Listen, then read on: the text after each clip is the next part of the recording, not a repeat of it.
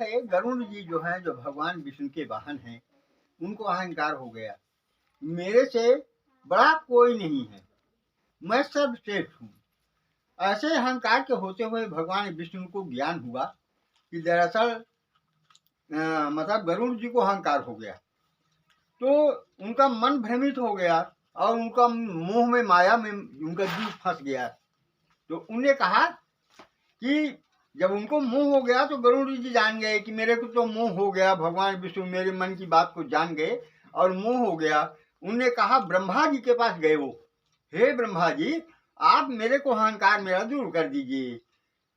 तो ब्रह्मा जी ने कहा कि नहीं पुत्र, तुमको अहंकार तो जरूर है, ये बात तो तुम जान गए हो, लेकिन तुम शंकर भगवान के पास जाओ, क्योंकि नियमित आदि शक्ति है, वो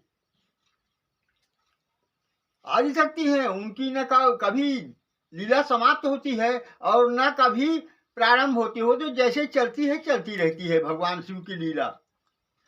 तो गए जब शंकर जी की खोज में, तो शंकर जी जो है वो ब्रह्मा जी के पास जा रहे थे। तुमने कहा कि भगवान मेरे को मोह हो गया है, तो गरुड़ जी को शंकर जी ने कहा कि मिले हूँ गरुड़ मार्ग मामोही, कौन भांति समझाऊं तो ही।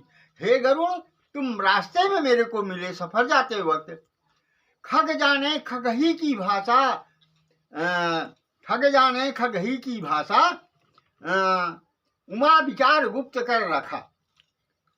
खग खग की भाषा को जानता है, मनुष्य मनुष्य की भाषा को जानता है, आप मेरी भाषा को समझ नहीं सकोगे, इसलिए तुम जाओ, कहो किसके पास, काकभूषुंडी जी के पास। काकभूषुंडी जी जो है अपनी भाषा में तुमको समझाएंगे, तुम्हें समझ में आएगा।